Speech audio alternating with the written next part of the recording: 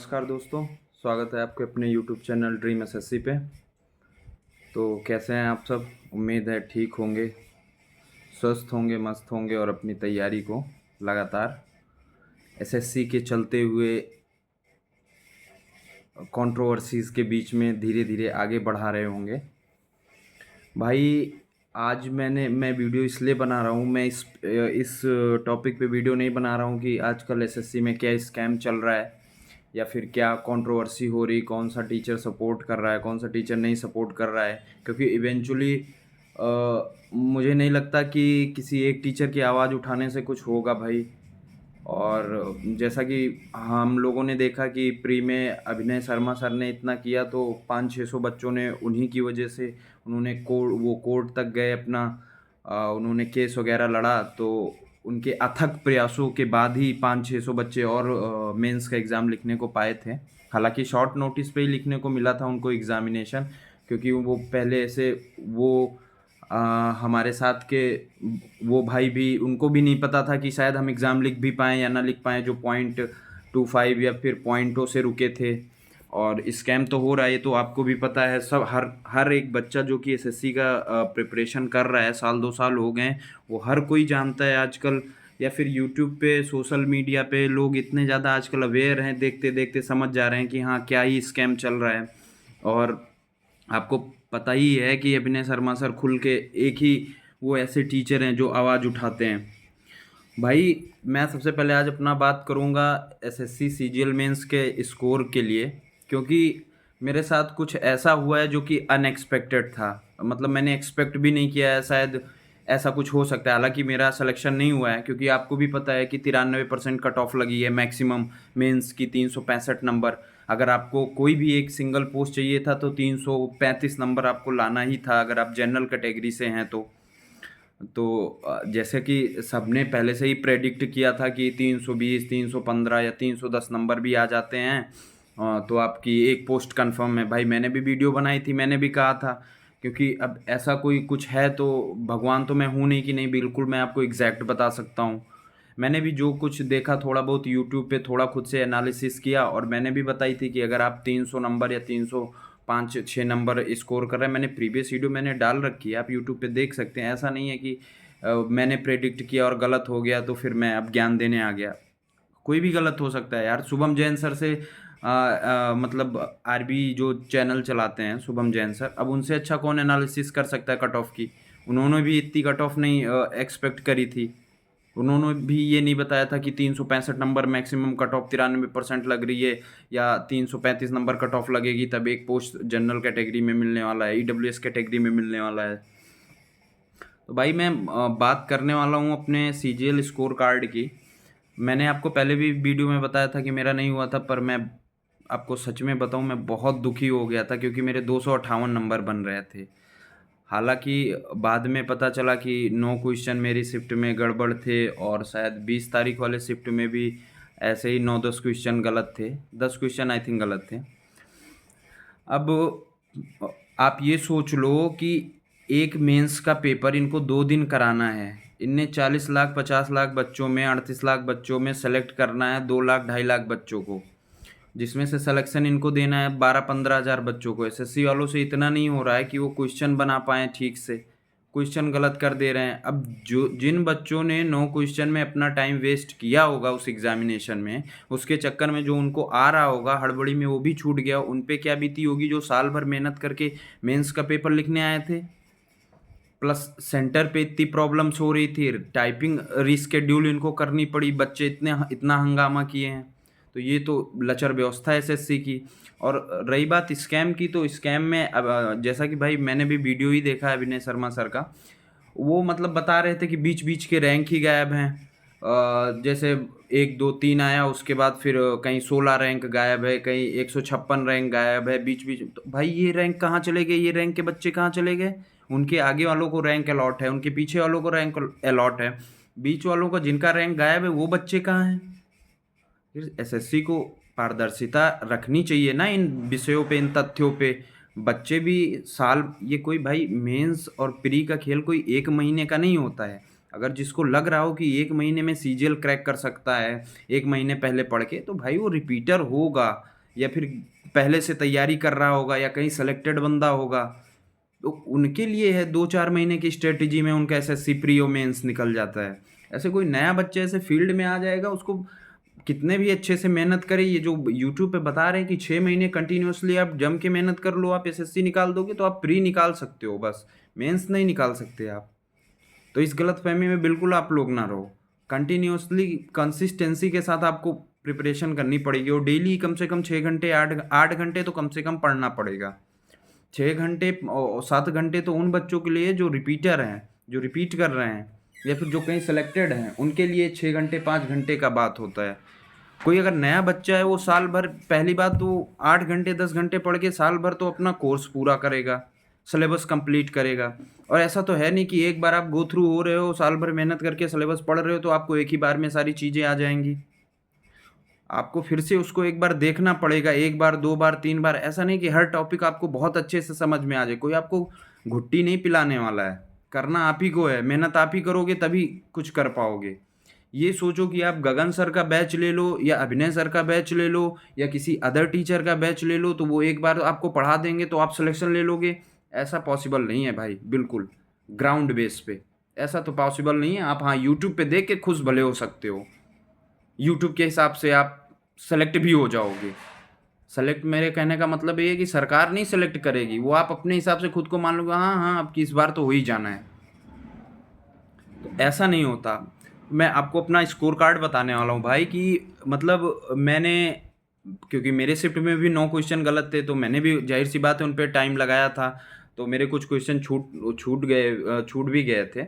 तो मेरे 258 नंबर बन रहे थे।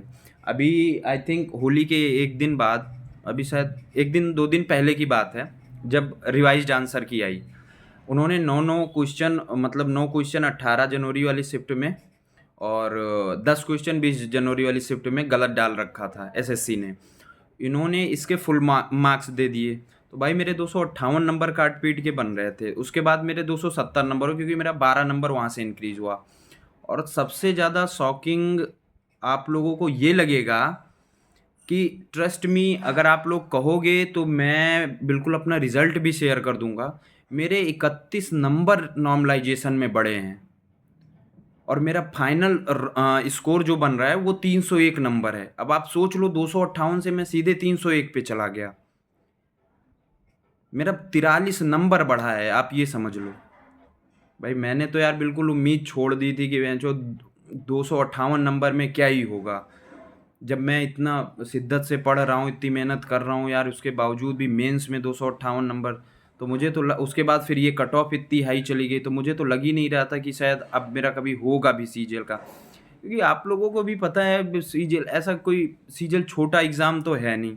इसमें यूपीएससी एनआईटी और आईआईटी रैंक के बंदे बैठ रहे हैं। इस बार जो टॉपर है वो एनआईटी का था, आप लोग भी देख सकते हो, आप लोगों को भी पता होगा।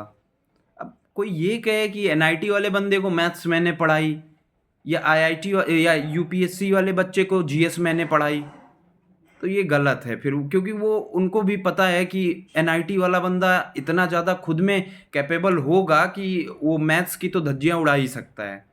बाकी एसएससी वाले तो क्या ही पेपर सेट करे, वो तो आप लोग भी देख रहे हैं। भाई मेरा मतलब सेक्शन 1 में मैथ्स और रीजनिंग में मेरे बढ़े हैं 21 नंबर नॉर्मलाइजेशन के, और जो सेक्शन 2 था जीएस और इंग्लिश का सेक्शन था उसमें मेरे 10 नंबर बढ़े हैं।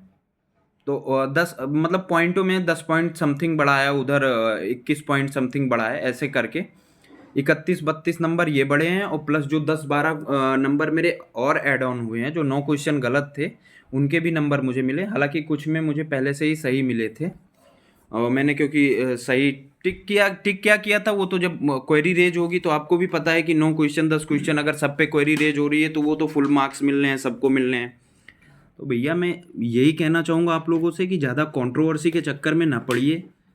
पर भाई मैं अपनी ओपिनियन बताऊँ, मुझे तो मतलब बिल्कुल लग रहा था कि अब शायद तैयारी स्विच कर देनी चाहिए, मुझे कुछ और ट्राई करना चाहिए। क्योंकि जिस हिसाब से मेरे रॉ स्कोर थे, मैं भले आप लोगों से कहता था कि लगे रहो भाई, देखो अगर आपकी नज़र में अगर मुझे आप कुछ समझते होगे या मेरी वीडियोस देखते होगे और अगर मैं ही यही कहूँगा आपसे कि यार मेरा तो हो ही नहीं रहा, मेरे तो 258 नंबर बने हैं, अब मैं सोच रहा हूँ तैयारी छोड़ दूँ। तो आप अगर फ्रेशर हो, अगर आप मेरी वीडियो देख रहे हो, तो आप क्या सोचोगे कि जब बताओ ये रिपीटर बंदे या इतने साल से तैयारी कर रहे हैं, इनका ये हाल है तो हमारा क्या होगा? तो भाई वीडियो बनाता हूँ मोटिवेट करने के लिए, सच्चाई आप लोगों को बताने के लिए, जो कुछ मेरे साथ होता है वो बिल्कुल एकदम, क्योंकि मैं जो फ़ील कर रहा हूँ, जिस हिसाब से तैयारी चल रही है, जो कुछ भी है वो बताने के लिए वीडियो बनाता हूँ, ना कि आपको डिमोटिवेट करने के लिए। क्योंकि डिमोटिवेट करने के लिए तो बहुत सारे बड़े-बड़े टीचर पड़े हैं, वो तो आपको भर-भर के ज्ञान दे देंगे, बता देंगे तुम ख़त्म हो, तुम नालायक हो, तुम कुछ नहीं कर सकते, तुम ये तुच्छा-सा सवाल नहीं सॉल्व कर पा रहे हो। तो वो तो कुछ भी ज्ञान आपको दे सकते हैं, क्योंकि सही संघर्ष एक एसएससी एस्पिरेंट ही बता सकता है, जिसका सिलेक्शन हुआ है। भाई देखो, सिलेक्शन होने में और सिलेक्शन ना होने में भी बहुत अंतर है। ये सच्चाई अभी मैं जो आपको बता रहा हूँ, अभी मैं सेलेक्ट नहीं हुआ इसलिए आपको अपना संघर्ष बता रहा हूँ। सेलेक्ट होने वाले बंदे अपना संघर्ष दूसरे हिसाब से तोड़-मरोड़ के पेश करते हैं, क्योंकि वो सेलेक्ट हो चुके होते हैं। तो उनको ज्ञान देने में कोई हर्ज नहीं है, वो दे सकते हैं, बेशक दे सकते हैं, क्योंकि उन्होंने पहले भी इतना संघर्ष किया है तभी वो सेलेक्ट हुए हैं। कोई ऐसे उनको ला के एसएससी ने कोई उनके हाथ में जॉब नहीं पकड़ा दी है। लेकिन जिस बंदे का सिलेक्शन नहीं हुआ है और जो अभी तैयारी फ़ेज़ में है, जो तैयारी कर रहा है, सही सच्चाई आपको वही बता सकता है। कोई टीचर एक सब्जेक्ट में एक्सपर्ट हो सकता है, ठीक है? जो बंदा तैयारी कर रहा है एसएससी का, आप उससे जाके पूछो, जीएस भी उसको पढ़ना है, क्या बोलते हैं, मैथ्स भी पढ़नी है, इंग्लिश भी कवर करना है, पता लगा वोकैब छूट रहा है, इडियम पढ़ना है, मतलब उसको रीजनिंग भी पढ़नी है। अब तो रीजनिंग भी देख रहे हैं आप, पैटर्न चेंज हो गया, स्टेटमेंट वाले क्वेश्चन आजकल रीजनिंग में आ रहे हैं। मेंस में आपने देखा ही था कि स्टेटमेंट में 1-2 क्वेश्चन गलत थे, बताओ रीजनिंग के। स्टेटमेंट ये 4 स्टेटमेंट के क्वेश्चन पढ़े थे, 4 में से 2 इन्होंने गलत कर दिया था एसएससी वालों ने। ऐसा तो ये पेपर सेट कर रहे हैं आजकल।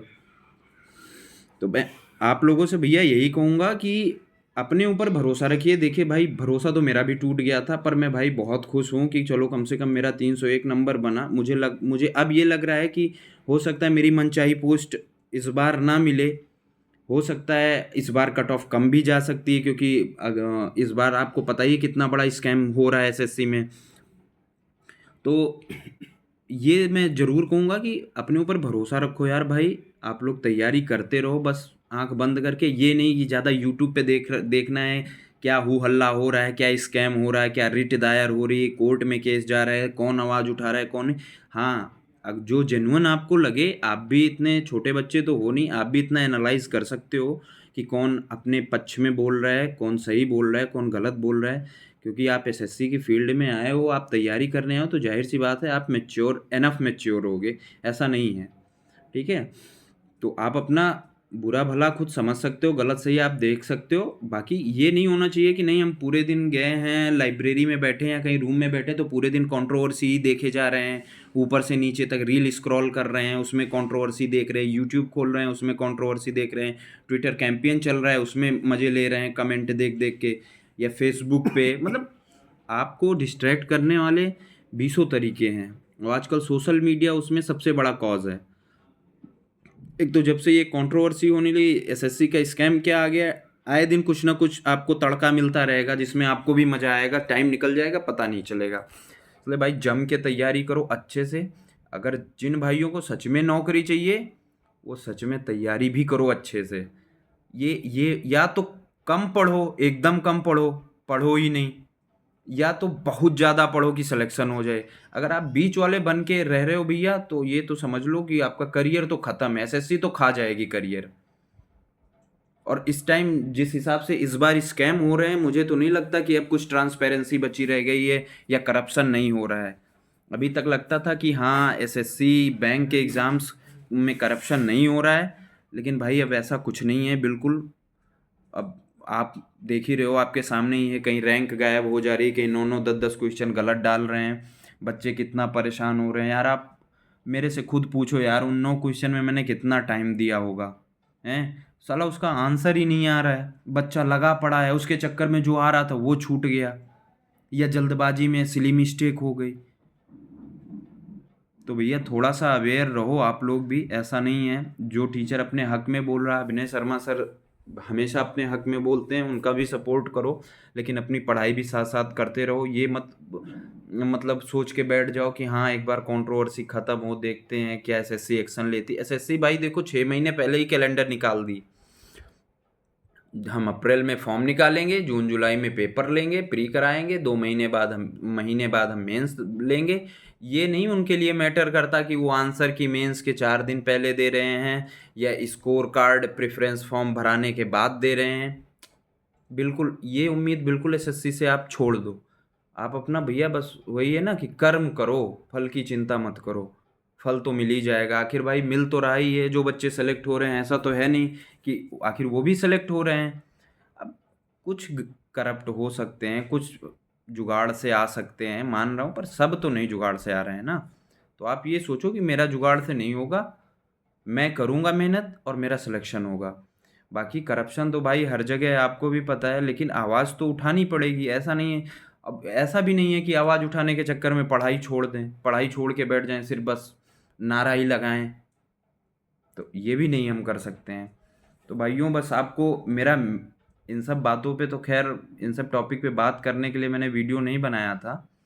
मेन रीज़न यही था कि मैं अपना स्कोर कार्ड आप लोगों से शेयर करना चाहता था, बताना चाहता था।